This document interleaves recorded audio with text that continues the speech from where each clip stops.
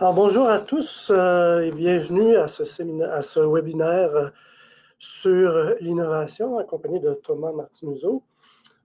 Pour ceux qui ne le savent pas, InnoCentre fonctionne beaucoup avec des partenaires de tous les milieux, des partenaires qui nous aident à aider les entreprises. Et un de ces partenaires-là, qui est depuis quelques années, qui est très privilégié pour nous, c'est le Fonds de solidarité FTQ. Alors, on a ici Thomas du Fonds. Il s'est joint au fonds il y a 3 ans, presque septembre 2016, comme conseiller principal en investissement et innovation. Thomas, de toute façon, œuvre dans l'innovation depuis 2006. Entre autres, a été chez Gestion Univalor, où il a dirigé l'équipe de professionnels qui commercialisent des inventions en sciences physiques, génie et de la vie, notamment de l'Université de Montréal, Polytechnique, HEC et les centres de recherche hospitaliers. Alors, ce midi, il est très bien placé pour nous parler d'innovation. Alors, sans plus tarder, Thomas, la parole est à toi. Merci beaucoup. Normalement, ça devrait fonctionner. Je vais commencer par vraiment te remercier pour l'opportunité, puis remercier également InnoCentre pour l'opportunité de vous parler aujourd'hui. Comme il vient d'être dit, j'ai eu la chance de travailler dans le milieu depuis un peu plus de 10 ans. Par contre, je ne me veux pas du tout être un spécialiste théorique de l'innovation, et l'objectif de la discussion d'aujourd'hui, c'était plus de vous parler du fonds, de vous présenter le fonds, de vous définir un peu également le concept d'innovation, comme il vient d'être dit par Sylvain. Là, moi, ça fait 2 ans que j'ai rejoint le fonds pour m'occuper du pôle innovation, dont l'objectif était de supporter des entreprises dans des projets d'innovation. La première chose qu'on a fait, c'est de définir le concept d'innovation qui peut paraître très, très abstrait. Donc, c'est quelque chose que je vais échanger avec vous. Puis, comme je le disais en intro, comme on ne se veut vraiment pas des théoriciens de l'innovation, on a choisi dans un troisième temps de donner des exemples concrets d'innovation qui ont été faits en entreprise, dans l'espoir peut-être d'inspirer d'autres entreprises à aller de l'avant à partir d'aujourd'hui. Alors, puisque j'en ai l'occasion, je vais prendre quelques minutes pour parler du Fonds de solidarité. Alors, plusieurs d'entre vous, on est une quinzaine qui sont connectés aujourd'hui, sont probablement actionnaires du fonds. Et puis, je ne peux pas parler d'innovation sans dire que le fonds, c'est une innovation en tant que telle, plus une innovation sociale, où en 83, alors que les taux d'intérêt étaient très élevés, le président de la FTQ à l'époque, il y a une idée assez folle de dire on va créer un fonds de travailleurs qui va récolter l'épargne des travailleurs pour leur retraite, puis que l'on va utiliser pour sauver et sauvegarder et créer des emplois. Alors, ils sont partis en 83, alors que, comme je disais, le taux d'intérêt était très élevé, avec un prêt du gouvernement du Québec, si je ne me trompe pas, de 10 millions de dollars qui a été remboursé depuis. Puis à ce jour, en fait, au 31 mai 2018, on a un actif net de près de 15 milliards de dollars, donc 14,7 comme vous voyez sur la diapo, dont à peu près 9,7 milliards est investi dans des compagnies au Québec, des PME, dans près de 2900 entreprises au Québec, qui nous a permis de créer de l'emploi. Donc c'est un exemple, rien que ça, c'est un exemple d'innovation sociale. Puis pourquoi je prends du temps également à présenter le modèle du fonds, c'est parce que nos actionnaires, donc, en retour de leur investissement dans le fonds, obtiennent un crédit d'impôt, comme certainement vous le savez, en retour de leur investissement, donc en plus de leur crédit d'impôt réel. Puis nous, ce dont on s'engage auprès des gouvernements, c'est de réinvestir jusqu'à 65% de tout l'argent que l'on lève par année dans l'économie du Québec. Donc rien que l'année dernière, on a investi à peu près 1,1 milliard de dollars au Québec, ce qui est des montants qui sont énormes. Et souvent, les entrepreneurs sont surpris quand on dit que le plus gros défi, au fond, c'est de trouver des entreprises dans lesquelles on peut investir tant d'argent tant d'argent au Québec. Ok, donc à quelle étape est-ce que l'on investit? J'ai l'habitude de dire qu'on est directement ou indirectement, en tout cas, à toutes les étapes de développement de l'entreprise, depuis le pré-amorçage jusqu'au marché public. Le pré-amorçage et l'amorçage à travers des fonds partenaires dans lesquels on investit, qui eux font des investissements directement dans des startups. Si je ne me trompe pas, j'ai un collègue de fonds InnovExport qui est sur la ligne, par exemple, qui est un fonds de 45 millions à Québec, qui investit dans des startups technologiques qui vont rapidement aller à l'exportation. D'autres fonds qu'on peut citer, certains sont ici, Ange Québec Capital, Innovia, mais on pourrait également citer Real Ventures ou Panache, qui sont des fonds d'amorçage. Il y en a d'autres en sciences de la vie également et en technologie verte, comme le fonds EcoFuel. Puis la majorité de nos investissements directs se font à l'étape de consolidation. Donc soit quand l'entreprise en démarrage sont en forte croissance et commence à avoir une traction, approche le million de revenus et ont un produit qui fonctionne, ou en consolidation, c'est-à-dire des entreprises rentables que l'on accompagne juste pour financer du fonds de roulement ou faire des expansions de la fusion-acquisition. Puis on a également une partie de notre portefeuille qui est investie dans les marchés publics. Un exemple que je cite une fois de temps en temps, c'est Lumenpulse, qui est une entreprise que l'on a accompagnée depuis ses tout débuts à travers les fonds régionaux de solidarité dont on va parler tout de suite. Que l'on a accompagné en bourse et qu'on a reprivatisé l'année dernière. Quelque chose qui est très important pour le fonds, c'est que comme je l'ai dit tout à l'heure, on lève beaucoup d'argent tous les ans qu'on réinvestit. Donc on n'a pas de durée de sortie qui est dictée par notre structure. Donc on a un fonds qui est extrêmement patient. Quel secteur d'activité?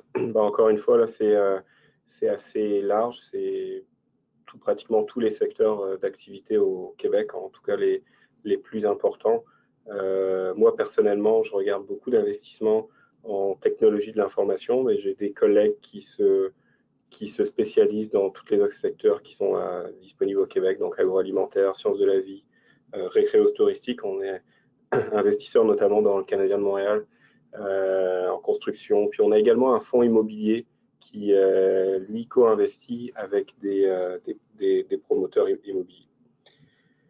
Sur cette diapo, je vous donne quelques exemples d'entreprises que vous connaissez certainement, dans lesquelles on est investisseur directement. J'en citerai peut-être quelques-unes. Groupe Robert, Transport Robert. Pourquoi? Parce que c'est un des plus vieux investissements que l'on a dans le portefeuille. Je vous disais tout à l'heure qu'on était un investisseur patient. Je pense que le groupe Robert, on est investisseur depuis 25 ou 30 ans. D'autres entreprises, à commencer par la région de Québec, par exemple Coveo ou l'Edartech, entreprise en technologie de l'information. Ici à Montréal, Worksimity, une entreprise qui est dans l'Internet des objets, puis qui commercialise des capteurs qui permettent de connecter des machines de production pour optimiser leur fonctionnement. Vous avez d'autres exemples d'entreprises plus traditionnelles, dont Pélican, Solmax, etc. Alors, quelques exemples de financement qu'on a fait l'année dernière. Peut-être avant de rentrer dans ce détail-là, expliquer qu'on est organisé dans toutes les régions du Québec. Et moi, je travaille personnellement au siège social où on fait des investissements de 3 millions et plus. Je dirais même que la moyenne est au plus aux alentours de 5 millions. Par contre, on a des bureaux dans toutes les régions du Québec et nos collègues des fonds régionaux de solidarité font, eux, des investissements entre 150 000 et 4 millions.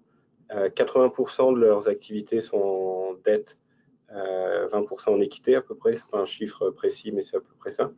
Alors que nous, au siège social, c'est plus l'inverse, 80% en équité et 20% en dette. Donc, un exemple des fonds régionaux, donc. Ici, l'entreprise manufacturière Meubles Gémar, dans lequel on a investi l'année dernière 3 millions pour la croissance et pour faire en sorte que l'entreprise investisse en productivité dans ses usines de fabrication. Un autre exemple, ici, le groupe Solmax, un investissement qui est fait par le fonds directement au siège social. Donc ici, un investissement de 88 millions pour l'acquisition d'une entreprise, ou je pense à un dernier investissement, encore une fois réalisé par l'équipe au siège social du Fonds de solidarité. Donc 70 millions ici en conjointement avec nos collègues des fonds régionaux pour la croissance et l'accélération des marchés à l'international. Donc je passerai pas plus de temps sur le fond en tant que tel. Si vous avez des questions par la suite, ça fera plaisir d'y répondre. Mais je pense que l'objectif aujourd'hui était plus de parler d'innovation et c'est ce sur quoi on va parler dans les prochaines minutes. Alors, l'innovation au fond, la première chose, c'est pourquoi est-ce qu'on a décidé il y a à peu près 2 ans et demi de démarrer le pôle innovation dont l'objectif, comme j'ai dit tout à l'heure, était d'accompagner et encore d'accompagner des entreprises dans des projets d'innovation. Alors, pourquoi? En fait, cette diapo, elle résume un peu tout. C'est des chiffres qui sont sortis d'une étude de McKinsey de quelques années qui démontrait qu'il y a 12 technologies de rupture qui sont disponibles actuellement, qui pourraient avoir un impact de 13 trillions de dollars d'ici 2025 dans l'économie.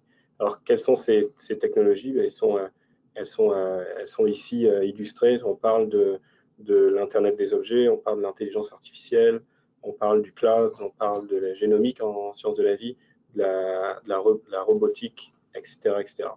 Et ce qu'on veut essayer de démontrer, c'est que à cause du rythme de développement important de ces technologies, aujourd'hui, le capital unique et on pense qu'il n'y a plus un avantage compétitif suffisant pour les entreprises pour continuer leur croissance. Et quand on nous demande quelles sont les entreprises que l'on recherche, souvent on dit que c'est des entreprises qui ont des modèles d'affaires innovants ou en particulier des entreprises qui sont capables d'utiliser les 12 technologies de rupture, on en a probablement d'autres dont on a cité tout à l'heure, donc d'utiliser ces technologies de rupture dans un modèle d'affaires innovant. Alors ici, on montre quelques entreprises que vous connaissez tous, internationales ou dans la majorité des cas, peut-être sauf Slack et Shopify, des entreprises américaines, mais on prendra des exemples québécois plus tard. Alors, par exemple, quelque chose qui est vraiment intéressant, c'est que si je vous demandais quelle est aujourd'hui l'entreprise la plus innovante dans le marché de l'hôtellerie, mais la plupart des gens pourraient dire que c'est Airbnb, alors que Airbnb ne possède aucun hôtel, mais ils ont la capacité d'utiliser ces technologies, de développer un nouveau modèle d'affaires pour répondre à un besoin du client. Et ce qui fait en sorte qu'aujourd'hui, Airbnb a une capitalisation boursière qui est plus importante que les hôtels Hilton. Alors ça, c'est un aspect. Le deuxième aspect, l'objectif, c'est de voir comment est-ce qu'on peut aider les entreprises à aller de l'avant. Puis on va regarder également quels sont les 5 principaux freins que citent souvent les entreprises en innovation. Puis ceux qui sont listés ici sont issus d'une analyse qui a été faite auprès de 300 entrepreneurs québécois qui citent ces freins comme freins à l'innovation, ces aspects comme freins à l'innovation. Premièrement, c'est la gestion des risques, le financement, le manque d'expertise, la mise en marché et la propriété intellectuelle.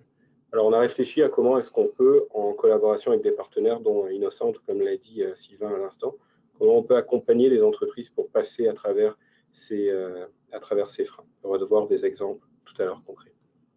Alors, premier aspect, on a défini un peu pourquoi est-ce qu'il faut innover. On a parlé un peu des 12 technologies de rupture. On a parlé également des freins à l'innovation. Puis, un troisième aspect, c'est est-ce que les entreprises sont conscientes de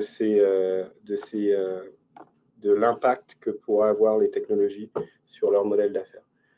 Alors ici, il y a une étude de Deloitte qui est également intéressante, qui pourrait vous faire réfléchir, qui montre que 59% des entrepreneurs disent que les technologies sont conscients que les technologies peuvent avoir un impact sur leur réalité. Puis puis, ce qui est intéressant ici, c'est qu'on parle d'entrepreneurs et d'industries qui sont des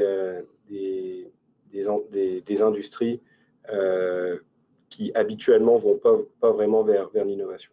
Ce qui est plus problématique, c'est les chiffres qui viennent après. C'est que sur ces entrepreneurs, donc études à travers le Canada, uniquement 13% des entrepreneurs disent qu'ils sont très bien préparés, puis 23% qui sont partiellement préparés. Alors la question, c'est en tant qu'économie, comment est-ce qu'on peut faire pour déclarer, pour prendre conscience de ça, puis maintenant aller de l'avant.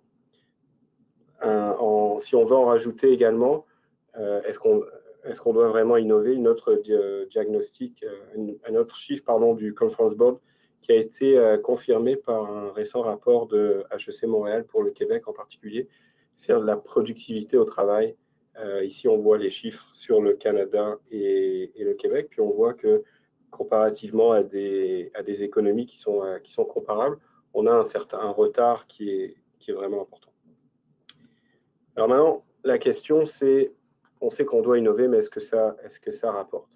Quelques chiffres ici qui sont issus d'une autre organisation avec qui on a d'excellents liens, puis on collabore de temps en temps, le STIC, qui a démontré que dans son dernier rapport de 2018, le baromètre qui sort tous les ans, le prochain devrait sortir dans les prochaines semaines, si ma mémoire est bonne, qui ont démontré que donc 79% des entreprises innovantes ont montré un chiffre d'affaires de 5% supérieur aux entreprises qui innovent pas. On voit une croissance également plus importante en termes de nombre d'employés, de chiffre d'affaires qui est issu de nouveaux clients et surtout de vente à l'international.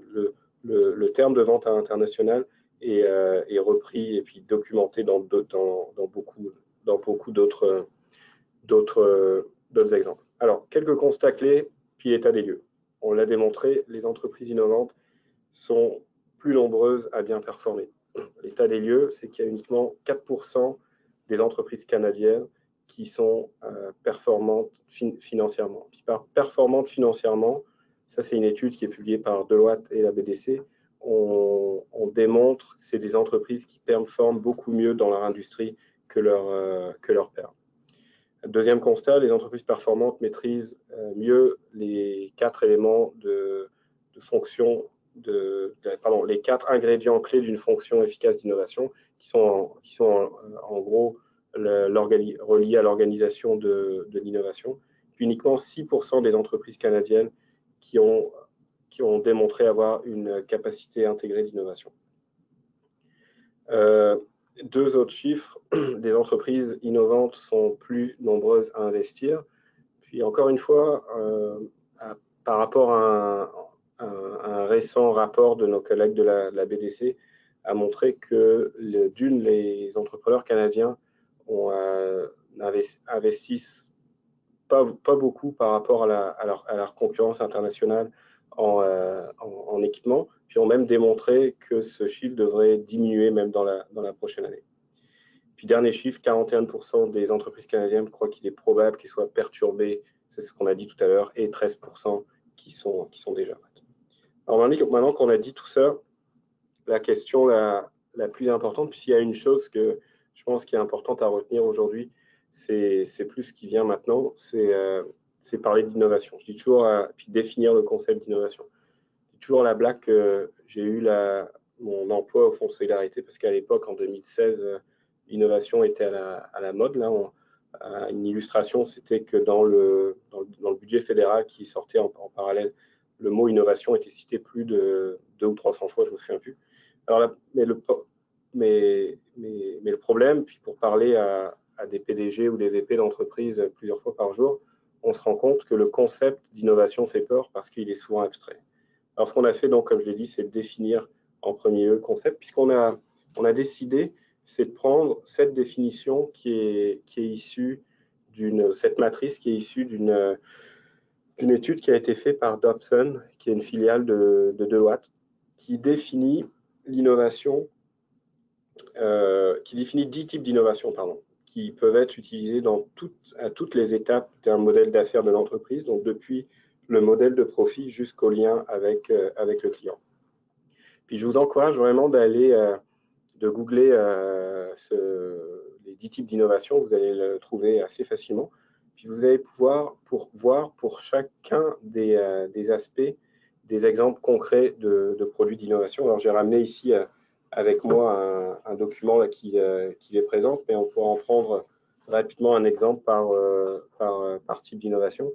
Puis vous allez voir que ce n'est pas si compliqué que ça, puis on peut être extrêmement concret. Par exemple, modèle de profit, une entreprise qui commencerait de facturer ses clients en fonction des profits qu'ils amènent, innoverait sur le modèle de profit. Le réseau, une entreprise qui travaillerait avec des centres de recherche, par exemple, en innovation ouverte pour développer des nouveaux produits, innoverait d'un point de vue réseau. Structure, une entreprise qui améliorerait la gestion de la connaissance à l'interne pour optimiser sa connaissance, innoverait sur les processus, sur la structure, pardon. Les processus, on parle beaucoup de lean manufacturing. Donc ça, c'est des exemples d'innovation de configuration. Au milieu, en orange, là, je ne passerai pas beaucoup de temps parce que souvent, les gens résument l'innovation à ces deux aspects-là, mais en deux mots, on parle de nouveaux produits ou bien d'augmentation d'une nouvelle gamme de produits à des produits existants. Et puis, la dernière étape, c'est l'innovation plus d'un point de vue relation avec le client. Vous en avez 4 ici. Donc, le service, par exemple, une entreprise qui permettrait à des clients d'essayer des produits avant de les acheter, innoverait sur le service. Le circuit, c'est des nouvelles méthodes vraiment pour aller atteindre les utilisateurs. Les marques, on l'oublie souvent, mais la force de la marque, je pense que vous avez eu un autre webinaire un peu plus tôt d'agents de marque et d'agents de brevet. Puis on le voit souvent en investissement, les entrepreneurs peuvent oublier l'importance de la marque.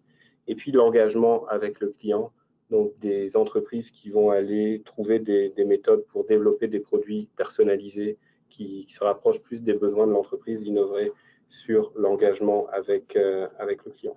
Alors nous, comme je l'ai dit tout à l'heure, on aime vraiment cette définition d'innovation parce qu'elle rend les choses extrêmement concrètes, puis elles expliquent deux aspects qui sont importants, ou trois. Le premier, c'est qu'on résume souvent innovation à invention technologique, alors qu'on vient de démontrer ici qu'on peut innover sur bien d'autres aspects. Le deuxième, c'est qu'on limite également souvent l'innovation à des startups. Or, et on va le voir dans les exemples qui suivent, que des PME manufacturières peuvent innover. On pourrait même comparer ça à de l'amélioration continue. Puis ça n'a pas besoin d'être vraiment compliqué. L'objectif, c'est toujours comment est-ce qu'on peut créer de la valeur, soit à l'interne, soit pour les clients. Alors, un constat. Toujours une analyse qui est issue de Dobson. Ils ont donc regardé des entreprises du SP500, puis voir leur évolution, pour calculer leur évolution boursière entre 2007 et 2011. Malheureusement, les données sont un peu vieilles, mais on n'a pas d'études plus récentes. Ils ont regardé comment est-ce que des entreprises du même indice évoluer en fonction du nombre de types d'innovation qu'ils utilisent. Donc, selon les 10 types d'innovation qu'on vient de mentionner, pardon. Puis on voit qu'une entreprise les plus performantes, ce sont des entreprises qui innovent sur plusieurs types d'innovation à la fois. Donc, c'est-à-dire pas innover uniquement d'un point de vue produit ou pas innover uniquement d'un point de vue processus, mais des entreprises qui ont réussi à aller chercher différents aspects en même temps. Alors, maintenant, je pense qu'il nous reste un peu de temps. Ce que je veux, c'est montrer vraiment des exemples concrets d'entreprises que l'on a accompagnées ou que nos collègues d'InnoCentre ont accompagnées pour essayer de donner le déclic et montrer encore une fois que c'est moins compliqué qu'on ne le croit. Et ici, je reviens à la diapo que je vous ai montrée tout à l'heure sur la révolution créative, où on avait à l'époque des entreprises internationales, il y avait uniquement deux Canadiennes, des RS américaines, Ici, on a des exemples de très belles entreprises québécoises qui innovent, puis dont certaines d'entre elles, on va le montrer, pour certaines d'entre elles, on va le montrer plus en détail tout à l'heure. Mais dans chacune de ces entreprises-là, on fait exactement ce que les compagnies comme Slack, Uber, etc. font, c'est-à-dire qu'on utilise la technologie pour aller répondre mieux aux besoins des clients et pour devenir plus compétitif. Alors, une innovation de procédé ici, un premier projet qui a été fait avec nos collègues d'Innocentre, un peu plus d'1 an. C'est le groupe PCM, avec qui on a amélioré on cherchait à améliorer le cycle de fabrication. Puis, grâce à nos collègues d'Innocentre, on a réalisé une analyse détaillée des processus de l'achat des matériaux jusqu'à la planification, et notamment en passant par en optimisant la chaîne d'approvisionnement et de lean manufacturing, on a réussi à réduire le temps de fabrication de 12 à 8 semaines. Donc, un exemple facile, concret, d'entreprise québécoise. Puis, dans ce projet-là, je pense qu'on a eu des résultats en moins de 6 mois. Un autre exemple, si ça veut bien fonctionner. Oui, c'est bon. Un exemple d'innovation de commercialisation, une entreprise à Québec, Jean-Bête, qui avait besoin d'aide pour compléter sa planification stratégique et son développement de nouveaux produits. Puis on les a également aidés à améliorer la structure organisationnelle de l'entreprise pour optimiser les processus à l'interne et revoir les processus manufacturiers. Encore une fois ici, résultat assez rapide, moins d'1 an, 30% de croissance des ventes. D'autres exemples, ici, Brasseurs du Nord pour les amateurs de bière. Brasseurs du Nord, donc, qui, comme vous le savez, commercialise la bière boréale, donc qui est un marché qui est extrêmement compétitif, concurrentiel, avec beaucoup de démarrage de nouvelles microbrasseries à travers le Québec. Puis vous l'avez peut-être remarqué dans les dernières années, Brasseurs du Nord a repositionné complètement ses produits, a changé complètement son branding et pour rajeunir la marque. Puis le PDG de l'entreprise qui présente une fois de temps en temps sa stratégie dit que quand il est arrivé en charge de l'entreprise, son objectif c'était de rajeunir vraiment la marque, puis faire en sorte que ça devienne une bière qui est cool. Alors, ce qu'ils ont fait, donc, c'est rajeunir la marque, rajeunir le logo également. Puis, ils ont mis en place un nouveau processus pour tester des bières qui s'appelle le processus épisode, où ils vont, avant de lancer des bières dans des magasins, ils ont sélectionné quelques microbrasseries à travers le Québec, et ils vont tester dans ces bars, ils ont sélectionné quelques bars, ils vont tester dans ces bars des nouvelles bières pour voir l'impact puis la réaction des clients, et ils vont commercialiser uniquement celles dont les feedbacks sont positifs, puis certaines qui sont citées sur cette diapositive qui verront jamais le jour. Puis le plus beau succès de Brasseurs du Nord, c'est la bière qui est ici en bas à droite, la IPA du Nord-Est, qui est devenu un succès à travers le Québec, pour lequel les magasins se battent pratiquement pour avoir des bières. Ce qui est intéressant, c'est que l'innovation, dans ce cas-là, a eu un impact positif sur tous les employés, puis a permis de remotiver les employés à l'interne. Un autre exemple extrêmement concret sur cet aspect, c'est Yannick, le PDG, qui me disait que alors qu'à son arrivée, il y avait des casquettes, puis des t-shirts et des pulls de l'entreprise que personne voulait, qu'aucun employé voulait, maintenant ils sont pratiquement en rupture de stock. Pourquoi? Parce que depuis qu'il y a eu un rebranding, puis un repositionnement de la marque, les employés sont beaucoup plus fiers de travailler chez Brasseurs du Nord. Un autre exemple, super belle technologie, là on va à Chibougamau. qui est un chantier Chibougamau qui ont développé, importé d'Europe, puis développé un procédé unique qui permet de produire des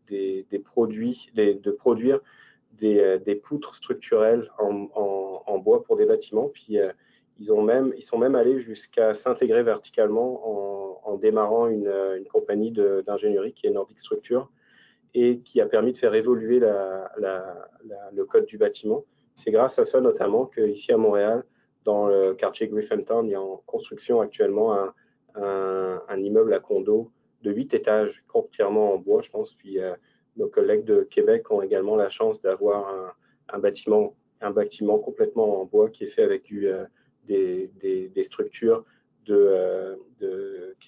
sont développées par Chantier Chibougamau. Ce qui est également intéressant, c'est que depuis, la marque, le produit est pratiquement devenu une marque. Et puis quand on parle de nordique dans le marché du bâtiment, alors on comprend qu'on parle de structures qui ont été développées par l'équipe de Chantier Chibougamau. Un autre aspect qui est intéressant, on parle beaucoup de 4.0 et de connectivité. L'équipe de Nordic est ici à Montréal et ils sont capables de connecter puis d'envoyer directement l'équipe de Chibougamau des productions directement par ordinateur, par informatique. Je pense un dernier exemple qui est l'entreprise Premier Tech, qui est probablement un des plus beaux exemples d'innovation au Québec. Ici, on voit là, une photo de leur siège mondial qui est à Rivière-du-Loup. Super belle entreprise, 5000 employés de mémoire à travers la planète, puis qui a vraiment une stratégie qui définit toute sa philosophie autour de l'innovation, puis qui prend le temps tous les 5 ans de développer un plan stratégique d'innovation où les équipiers, donc qui sont les employés de Premier Tech, vont à la rencontre de clients, de partenaires ou d'entreprises qui ne sont même pas clientes de Premier Tech pour comprendre leurs besoins, pour comprendre pourquoi est-ce qu'ils sont clients, pourquoi est-ce qu'ils ne sont pas clients, puis aller chercher les idées.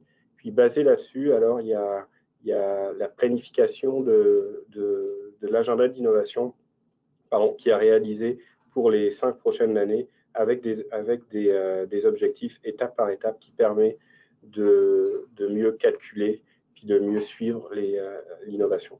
Donc, pourquoi je voulais terminer par Premier Tech? C'est parce qu'ici, on voit une entreprise qui a su vraiment se construire à travers l'innovation, puis qui a développé une culture d'innovation qui est extrêmement forte. Puis pour ceux qui ont la chance d'aller visiter ou qui auront la chance d'aller visiter Premier Tech, vous verrez que dans tous les bâtiments, on parle d'innovation, puis on peut sentir l'innovation. Puis ce que me dit le VP Innovation ou le PDG quand on a l'occasion de leur parler, c'est de dire qu'ils sont là où ils sont aujourd'hui, mais ça leur a pris du temps. Et ils sont allés un petit peu à la fois, puis aujourd'hui, ils ont vraiment une grosse stratégie, mais ça leur a pris 20 à 30 ans. Puis pour la petite histoire, savoir que le Premier Tech, donc le premier produit, était de la tourbe, qui a été la tourbe qui sont allés améliorer à travers des technologies qui sont allées chercher à l'Université Laval il y a quelques années. Puis après, quelques années après, ils se sont rendus compte qu'un de leurs défis, c'était d'emballer la tourbe. Alors, ils ont développé pour l'interne, premièrement, des robots qui étaient capables d'emballer des matières flexibles. Puis, ils se sont rendus compte qu'il y avait peut-être un marché à aller chercher avec leurs robots. Et ils se sont mis à vendre leurs robots à leurs concurrents. Ils ont créé une division de Premier Tech qui s'appelle maintenant Premier Tech Chronos, qui développe donc qui commercialise des robots. Donc, Premier Tech devient ainsi une des plus belles entreprises de robotique au Québec. Et troisièmement, ils se sont dit comment est-ce qu'on peut utiliser la tourbe pour d'autres aspects. Ils se sont mis à développer une autre utilisation pour la filtration d'eau et dont la troisième division qui fait des systèmes de filtration. Donc, au fur et à mesure des années, ils ont continué, ils ont regardé quelle est leur expertise la plus importante, puis ils se sont développés autour de l'innovation. Puis Puis pour conclure, je voulais vous laisser avec des cinq facteurs clés ou conseils qui ne sont pas issus de moi, qui sont issus de discussions qu'on a eu puis qu'on continue à avoir régulièrement avec des PDG d'entreprise qui nous conseillent que pour que ça fonctionne, il faut avoir une vision claire et reconnue de toute l'équipe de direction. Là, je reviens à l'exemple de Premier-Tech, M. Bélanger, Jean Bélanger, le PDG de Premier-Tech, parle d'innovation toujours, et les entreprises savent que les employés, ou les équipiers dans le cas de Premier-Tech savent que quand on va travailler chez Premier-Tech, c'est pour travailler sur de l'innovation. Un autre conseil qui est dédié des ressources au sein de l'entreprise pour faire en sorte que l'innovation devienne un aspect important du plan d'affaires de l'entreprise, puis qu'il ne soit pas quelque chose qui soit fait entre deux rendez-vous.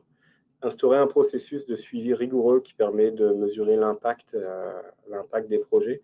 Une question qu'on a régulièrement de VP Innovation ou de directeur de l'innovation, c'est comment est-ce qu'on peut faire en sorte de motiver mon conseil d'administration à investir en innovation. Puis pour ça, les solutions qui nous sont proposées par nos PDG d'entreprise, c'est d'être capable de mesurer facilement et rapidement l'impact. Ne pas négliger la veille de marché. Puis là, par veille de marché, on voit quelque chose d'extrêmement large. Comme je l'ai dit dans les exemples qu'on a cités, aller visiter des clients, aller visiter des fournisseurs, aller comprendre pourquoi ils travaillent avec eux ou pourquoi ils ne travaillent pas avec eux, permet d'avoir des idées puis de développer des nouveaux processus ou des nouveaux produits. Et puis, quelque chose qui semble commun dans la majorité des entreprises innovantes avec lesquelles on travaille, c'est valoriser, partager et reconnaître les bons coups pour inciter d'autres employés à aller de l'avant puis à innover, puis qui permet également d'avancer vers la mise en place d'une culture d'innovation plus à l'interne. Donc, voici ce que je voulais vous parler aujourd'hui. Je pense que Sylvain va venir me rejoindre. Alors, bonjour. Je voudrais juste mentionner aux gens qui participent que vous pouvez poser des questions. Vous avez une petite interface là, en haut à droite de votre écran. Il y a une flèche orange. Si vous cliquez sur la flèche et allez dans le bas, vous allez pouvoir poser des questions. J'aimerais aussi mentionner que ceux qui voudraient un exemplaire là, de la présentation, écrivez-nous à info@innocentre.com et ça va nous faire plaisir de vous envoyer la présentation. Alors, si je regarde s'il y a des questions.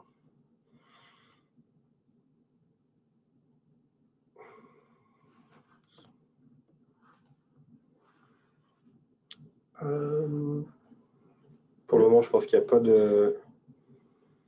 Est-ce qu'il y a, toi, Thomas, des questions qui te sont souvent posées quand ça vient à l'innovation, auxquelles tu aurais une réponse à partager avec les gens? Il y en a quelques-unes que j'ai répondu dans cette dernière diapo-là. Je pense que ce qui est important, c'est vraiment de prendre le temps de mettre en place un plan de marche, puis une structure d'innovation. Alors, il y a plusieurs personnes plus théoriques qui pourraient se débattre sur l'importance de mettre en place un processus rigoureux en disant est-ce que la rigueur va tuer l'innovation. Par contre, on démontre dans beaucoup d'entreprises que, notamment pour confirmer des budgets, puis inciter l'entreprise à aller de l'avant, il faut être capable de mesurer l'impact. Alors, le VP Innovation de Premier-Tech me dit souvent, qui est Pierre Talbot, me dit souvent, il y a deux aspects qui sont négligés par les entrepreneurs. Le premier, c'est réfléchir sur où est-ce que je vais aller chercher mes idées d'innovation. Donc, comme je disais tout à l'heure, pas uniquement les clients. Premier-Tech, ce qui est intéressant, c'est qu'ils vont parler à des entreprises qui ne sont pas clients, pour comprendre pourquoi ils ne sont pas clients. Puis également, une fois que le processus d'innovation est fait, le deuxième aspect qui est négligé, c'est comment est-ce qu'on mesure l'impact. Est-ce que le produit qui est lancé, est-ce qu'il a atteint nos succès, puis comment est-ce qu'on peut optimiser les prochains développements. Deux aspects qui sont importants. Peut-être un dernier aspect qui n'est pas cité, mais c'est de s'entourer également. Je pense qu'on a la chance au Québec d'avoir beaucoup d'intervenants. Ça peut paraître complexe de naviguer à travers tout cet écosystème d'innovation, mais on a la chance d'avoir beaucoup d'intervenants et il faut commencer par un premier projet pour se faire la main, puis aller de l'avant. Nous, je vais faire une petite pub pour InnoCentre, mais au cours des 2 dernières années, on a fait un peu plus de 170 projets dans 150 entreprises à travers le Québec. Des commentaires qui sont excellents. Donc, que nos entrepreneurs ont aimé en particulier, c'est le fait que l'accompagnement n'est pas fait par des consultants. L'accompagnement est fait par des anciens PDG ou VP innovation. Donc ça, c'est quelque chose qui est très apprécié. Puis on a la chance, évidemment, d'être reconnu en intelligence artificielle, en Internet des objets, tout ça au Québec. Donc il faut à travers le MIDA, IVADO ou d'autres organisations, il faut qu'on essaye de bénéficier de ça, puis capitaliser sur cet aspect-là. Parfait, excellent. Je pense qu'on a une question. Est-ce qu'on avait une question? 14. Comment je fais pour avoir l'écran plus grand? Alors, on a une question ici. Quel est le poids de l'innovation dans la décision d'investir du Fonds de solidarité? Ça, c'est une bonne question. Mais vous l'avez peut-être entendu à mon accent français, je ne suis pas normand, mais je vais faire une réponse de normand, qui est de dire que est-ce qu'on investirait dans une entreprise qui n'est pas innovante? Probablement pas. Est-ce qu'on va investir dans une entreprise uniquement parce qu'elle est innovante? Non. Donc la réponse de Normand, c'est de dire que c'est un aspect sine qua non, mais ce n'est pas un aspect nécessaire et suffisant, parce qu'évidemment, il faut qu'il y ait une équipe autour, il faut qu'il y ait un marché, mais aujourd'hui, ça devient un aspect de plus en plus important.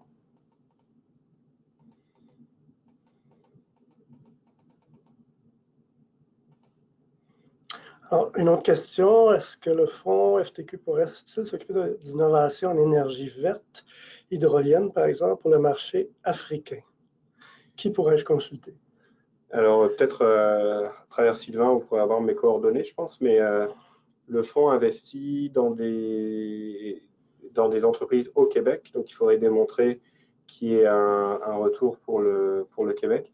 Mais comme je disais tout à l'heure, on est également investisseur dans des fonds d'investissement dont certains sont spécialisés en technologie verte, avec lesquels on pourrait vous mettre en relation. Je pense à EcoFuel, ici à Montréal, Cycle Capital, qui pourrait regarder comment vous aider. Alors, si vous désirez les coordonnées de Thomas, peut-être nous écrire à info@innocentre.com, comme ceux qui veulent la présentation. On a peut-être le temps de prendre une dernière question, s'il y en a une. Non, c'était la dernière. Alors, Thomas, je te remercie pour cette présentation-là au nom d'InnoCentre. C'est toujours très stimulant de parler d'innovation. On baigne là-dedans tous les jours, mais on a souvent besoin là, de revenir à la base en ce qui concerne l'innovation. Alors, merci à tous pour votre participation. On vous souhaite une bonne fin de journée. Merci beaucoup. Et à la prochaine.